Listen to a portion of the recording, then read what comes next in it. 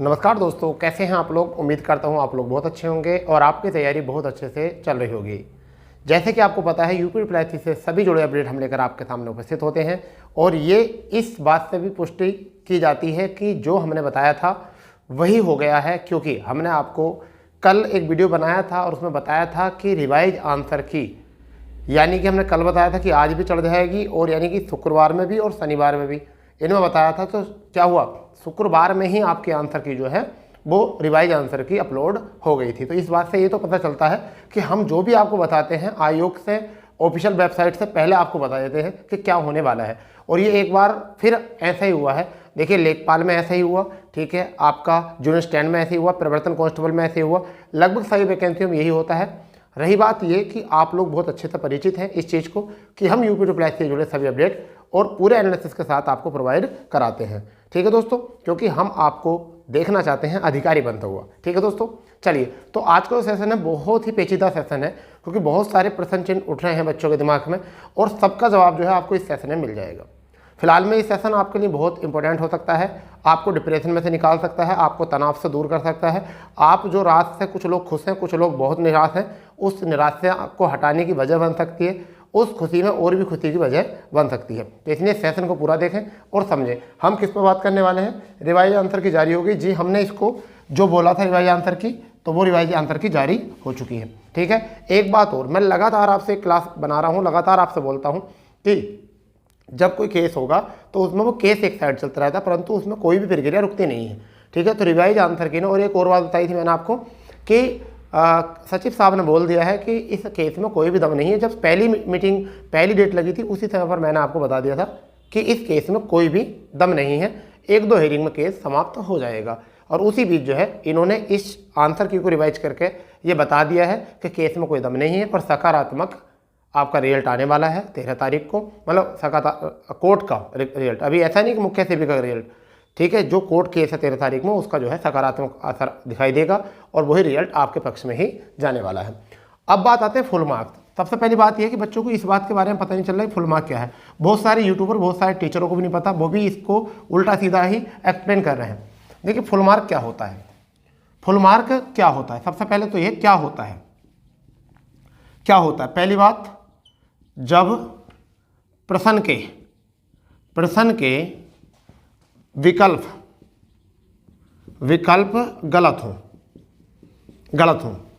दूसरा, प्रश्न की भाषा का भार गलत हो, यानी कि प्रश्न गलत हो जाता है तब भी, और प्रश्न में जो पूछा जाता है और वो भी। मान लो आपसे पूछा गया लाल किला कहाँ है, अगर आपसे पूछा गया कि लाल किला कहाँ है, तो अब बच्चों को ये तो पता चल रहा है कि दिल्ली में भी है, ठीक है भाई, और दूसरी जगह जो है वो आगरा में भी है, ठीक है, आगरा में भी है, और तीसरा ऑप्शन आपको दे दिया अजमेर, और चौथा ऑप्शन दे दिया नैनीताल। तो अब ये दिल्ली भी सही है, आगरा भी सही है, क्योंकि पुराना किला नहीं बोला इन्होंने, नया किला नहीं बोला इन्होंने, केवल लाल किला दिया कि लाल किला कहाँ पर है। तो इसमें 2 विकल्प आ गए। तो जब ये हो जाता है कि 2 विकल्प भी अगर होते हैं, तब भी आपको क्या मिलता है, आयोग के द्वारा फुल मार्क मिलता है। क्या मिलता है, फुल मार्क मिलता है। या फिर अगर आपसे पूछे ताजमहल कहाँ है, ताजमहल कहाँ है, ये क्वेश्चन पूछ ले, क्या पूछ ले भाई कि ताजमहल कहाँ, मतलब मैं एक एग्जाम्पल दे रहा हूँ, और पूछे पहले देहरादून दे दें, देहरादून, दूसरा दे दें आपका दिल्ली, क्या दे दें, दिल्ली, तीसरा ऑप्शन दे दें अजमेर, चौथा ऑप्शन दे दें जयपुर। तो अब ताजमहल सबको पता है कहाँ पर है, आगरा में, परंतु आगरा तो ऑप्शन नहीं दिया, तो ये भी किसकी गलती है, आयोग की गलती है। ऐसे में भी क्या मिलता है, फुल मार्क मिलता है। ठीक है, ऐसी कंडीशन में फुल मार्क होता है। अब समझिए, ये प्रश्न है, ये दूसरा प्रश्न था। सपोज करो कि आपने सोचा कि 2 विकल्प हैं, चलो कोई सा भी एक लगा देते हैं। मैंने ये भर दिया, दूसरे बंदे ने भी भर दिया, किसी ने इसे छोड़ दिया, किसी ने कर दिया, छोड़ दिया, यानी कि ए ने आंसर दे दिया, बी ने आंसर दे दिया, परंतु सी ने इसको क्या है, छोड़ दिया। यहाँ पर सब ने छोड़ दिया, ए ने भी छोड़ दिया, बी ने भी छोड़ दिया, सी ने भी छोड़ दिया, कि जिससे कि निगेटिव ना हो जाए। अब जो फुल मार्क होते हैं, फुल मार्क जो मिलते हैं, ये जिसने अटेम्प्ट किया पेपर में क्वेश्चन ये, उसको भी मिलेंगे, और जिसने अटेम्प्ट नहीं किया उसको भी मिलेंगे। तो इसलिए आप अपने दिमाग में कोई भी गलतफहमी मत पैदा करो। आपने ये क्वेश्चन जो आपको जैसे पता है, आपको मैं बता देता हूँ थोड़ा सा, मैं आपको बताता हूँ इस बारे में। मॉर्निंग वाली शिफ्ट में आपके जो मॉर्निंग वाली शिफ्ट में 4 नंबर और इवनिंग वाली शिफ्ट में कितने, 3 नंबर। इनको क्या मिला है, फुल मार्क मिला। क्या मिला है भैया, फुल मार्क मिला है इसको। तो इसका मतलब ये है कि सुबह वाली मीटिंग में 4 क्वेश्चन तो आयोग की सुबह वाली मीटिंग में ये गलत थे, शाम वाली मीटिंग में 3 क्वेश्चन गलत थे। 3 क्वेश्चन क्या थे, गलत थे सुबह वाली शाम वाली मीटिंग में। तो सरकार मतलब आयोग ने इसको भी फुल मार्क दिए हैं 3, इसको भी फुल मार्क। तो ये सभी बच्चों को, ये नंबर जो हैं सभी बच्चों को मिले हैं जो मॉर्निंग बैच में थे और मॉर्निंग पेपर दिया था उन्होंने मॉर्निंग शिफ्ट का, उन बच्चों को भी इन 4 नंबर का सभी को फ़ायदा मिला है। इवनिंग वाले बच्चों में 3 नंबर का वो फ़ायदा हुआ है, तो 3 नंबर वो सभी को मिले हैं। अब चाहे आपने वो क्वेश्चन अटेम्प्ट किए हों या ना करें हो अटेम्प्ट, आपने उसका गोला भरा हो या ना भरा हो, इस बारीकी से बता रहा हूँ। आपने गोला भरा है तब भी आंसर मिलेंगे, आपने गोला नहीं भरा है तब भी आंसर मिलेंगे। इस बात को सही तरीके से समझ लीजिए, क्योंकि आज से पहले ये DRDO में हो चुका है, आज से पहले ये ITBP में हो चुका है, आज से पहले ये CRPF में हो चुका है, और 2019 की एक भर्ती थी CISF, उसमें 6 क्वेश्चन ऐसे थे, समझ गए नहीं। तो ये बहुत सारी भर्तियों में चलता है ऐसा, और फुल मार्क मिलते हैं ऐसे, ठीक है, जिसमें आपके ऑप्शन गलत हो जाते हैं या फिर ऑप्शन ही दिया होता या एक से ज़्यादा ऑप्शन दिए होते हैं, इस तरीके से। तो फुल मार्क की टेंशन तो आपकी हो गई है ख़त्म, ठीक है, फुल मार्क की टेंशन खत्म। अब बात आते हैं, पहली बात हो चुकी है, तीसरी बात पर आते हैं। नॉर्मलाइजेशन किसको फ़ायदा, नॉर्मलाइजेशन में किसको फ़ायदा होगा, शिफ्ट में कितने अंक बढ़े ये। तो अब मैं यहाँ बताऊँगा नॉर्मलाइजेशन से किसको फ़ायदा होगा, इस पर बात समझिए पहले। नॉर्मलाइजेशन में तुम्हें पता है जो मॉर्निंग शिफ्ट थी, मॉर्निंग शिफ्ट, ठीक है, और इवनिंग शिफ्ट, क्या थी, इवनिंग शिफ्ट, ठीक है भाई, मॉर्निंग शिफ्ट और इवनिंग शिफ्ट। मॉर्निंग शिफ्ट की अपेक्षा ये थोड़ी सी जो थी टफ थी, ये थोड़ी सी जो क्या थी, टफ थी। तो नॉर्मलाइजेशन जो मिलेगा वो शाम वाली मीटिंग को नॉर्मलाइजेशन में फ़ायदा मिलेगा। नॉर्मलाइजेशन जो फ़ायदा मिलेगा वो किसको मिलेगा, शाम वाली मीटिंग वालों को फ़ायदा मिलेगा, समझ गए नहीं। और रही बात सुबह वाली मीटिंग में, तो सुबह वाली मीटिंग में भी आपको ऐसा नहीं है कि पेपर ईजी था। तो यहाँ पर एक बात मान चलो, 1 या 2 नंबर का ही नॉर्मलाइजेशन में अंतर देखा जाएगा, 1 या 2 नंबर में फाइनल मेरिट में, यानी कि जो रिजल्ट आएगा उसमें 1 या 2 नंबर का। क्यों, क्योंकि अधिकांश सुबह वाली मीटिंग में ही नॉर्मलाइजेशन मिलता है, सुबह वाली मीटिंग में नॉर्मलाइजेशन मिलता है, क्योंकि शाम वाली मीटिंग वालों को जो है उस पेपर का पैटर्न पता चल जाता है। परंतु जब शाम वाली मीटिंग का पेपर टफ रख देते हैं तो उस समय पर क्या होता है, टफ रखने के बावजूद भी एक आध नंबर जो बढ़ता है वो शाम वाली मीटिंग में नॉर्मलाइजेशन से प्रभाव पड़ता है, और मॉर्निंग वाली शिफ्ट में जो है अगर पेपर ईजी होता तो उस पर कोई प्रभाव नहीं पड़ता। वरना तो अगर पेपर का लेवल अगर सेम होता है, पेपर का लेवल जो सेम होता है, तब उसमें मॉर्निंग वाली शिफ्ट को जो है नॉर्मलाइजेशन का फ़ायदा मिलता है। मगर यहाँ अगर देखा गया तो 19-20 अंतर था। क्या अंतर था, 19-20 अंतर था। तो ओवरऑल एक बात मैं बता के चलूँ, ओवरऑल जो बात करूँ कि यहाँ 4 नंबर बढ़े हैं, यहाँ मॉर्निंग को 4 नंबर बढ़े हैं, यहाँ पेपर थोड़ा सा ईजी था मॉर्निंग वाली बैच में 4 नंबर। तो यहाँ पर किस शिफ्ट में कितने अंक बढ़े, तो मैं आपको बताता हूँ यहाँ नॉर्मलाइजेशन से प्रभाव जो पड़ेगा, फ़ायदा जो मिलेगा वो किसको मिलेगा, वो मिलेगा फर्स्ट शिफ्ट को ही ज़्यादा मिलेगा, फर्स्ट शिफ्ट को ही ज़्यादा मिलेगा। इसका रीज़न ये हो सकता है कि एक तो शिफ्ट ये पहले होती है, इसमें पेपर का पैटर्न पता चल जाता है बच्चों को, ठीक है, आ रही बात समझ में। मगर अभी जब यहाँ पर 4 अंक बढ़े हैं, 3 अंक बढ़े हैं, यहाँ 3 अंक बढ़े 4 अंक, तो ये तो सभी के बढ़े हैं, ये तो पेपर में मिस्टेक होनी है, ये तो पेपर में मिस्टेक हुई है। इसलिए यहाँ पर नॉर्मलाइजेशन में या तो 1 नंबर का या 2 नंबर का अंतर देखने को मिल सकता है, इससे ज़्यादा किसी पर भी कोई अपेक्षा नहीं की जा सकती, समझ गए नहीं।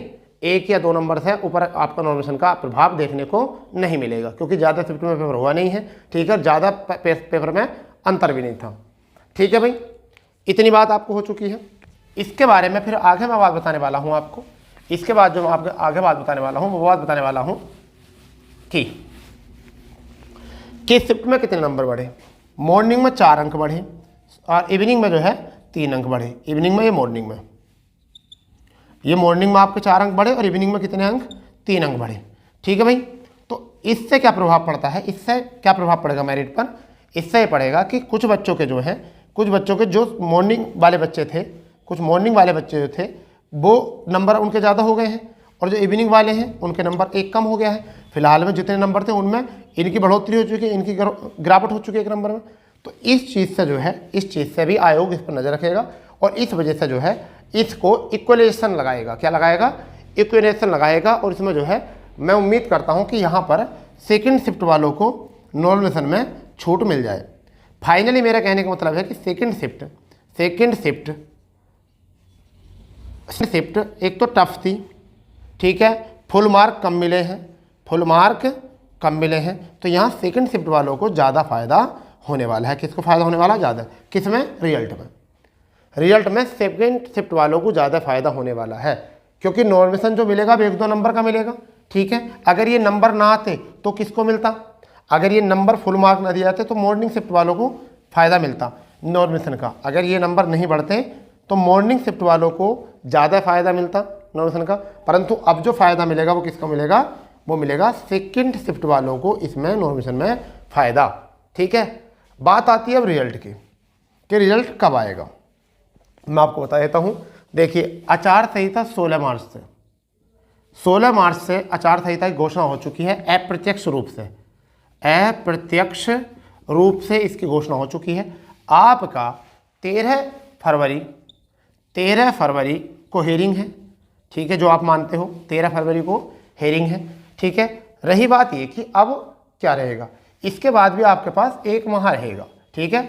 आपका देखिए डीबी करना तो मुझे ऐसा लगता है अभी मुश्किल है, डीबी कराना तो आपका मुश्किल है, परंतु यह है कि आपका रिजल्ट जो है वो फरवरी माह में ही आपका रिजल्ट जारी कर दिया जाएगा, ठीक है। फरवरी माह में भी आपको रिजल्ट जारी कर दिया जाएगा, परंतु मैं आपको बताना चाहूँगा यहाँ पर रिजल्ट आपका कब होगा, फरवरी माह में ही, लास्ट में ही अभी जारी किया जा सकता है, क्योंकि इसमें बहुत तेज़ी की गई और कल फिर आयोग को पुरानी भर्तियों को लेकर, रिजल्ट को लेकर जो है बहुत ज़्यादा सुननी पड़ी है, और सरकार ने पहले हाथों से आयोग को लिया है, ठीक है, कि आप क्यों नहीं भर्तियों को कह रहे, बच्चे इतना ट्वीट करते हैं, बच्चे इतना परेशान होते हैं इस चीज़ को लेकर, तभी ये आयोग ने जो है आंसर की आपको प्रोवाइड की है, ठीक है। तो इसका मतलब ये है कि इसका आसार आपके लगते हैं कि फरवरी के लास्ट वीक में जो है आपका रिजल्ट आपको देखने को मिल जाएगा। और अगर बहुत तेज़ी हुई तो वो आपको डीबी का शेड्यूल कराकर भी डीबी के लिए बुला सकते हैं, अन्यथा 10% चांस है कि आपको डीबी के लिए बुलाए, वरना तो डीबी के लिए आपको चुनाव के बाद ही बुलाया जाएगा, परंतु रिजल्ट आपका आ सकता है, डीबी डेट बता सकते हैं, ये तो आपका हो सकता है। फिलहाल में अब जो आप करने वाले हैं, एक और काम आपको मैं देने वाला हूं। अभी हम जो है एनालिसिस कर रहे हैं, बहुत सारे बच्चों का डाटा है उसको एनालिसिस कर रहे हैं, ठीक है। 1 से 2 घंटे बाद ही, 2 से 3 घंटे भी लग सकते हैं, 1 से 2 घंटे भी लग सकते हैं, उस बीच में जो है हम एक कट ऑफ का वीडियो लेकर आपका आ रहे हैं, ठीक है दोस्तों। फिलहाल में जितने बच्चे इस वीडियो को देखें वो अपने कट ऑफ, अपने नंबर और प्लस अपनी कैटेगरी जरूर लिख के भेजें, जिससे कि हम एक सही और सटीक डाटा जो है इकट्ठा करके आपको कट ऑफ बता सकते हैं, क्योंकि हमारा जो एनालिसिस होता है आज तक जितनी वैकेंसी में हमने इसको बताया है वो बिल्कुल सटीक उतरता है। तो आपसे एक ही विनती है कि आप जो है अपनी कैटेगरी लिखकर और अपने नंबर लिखकर, अपनी शिफ्ट लिखकर आप जरूर कमेंट्स करें, ठीक है। वैसे तो हमने एक पोल भी बना रखा है, उस पोल पे भी जाकर आप अपने कमेंट्स हमें अपना मत दे सकते हो, ठीक है। चलिए, तो बहुत जल्द आपको जो है वीडियो मिलने वाला है किसका, कट ऑफ का, ठीक है दोस्तों। तो मिलते हैं कट ऑफ की वीडियो पर, जब तक के लिए जय हिंद, जय भारत, वंदे मातरम।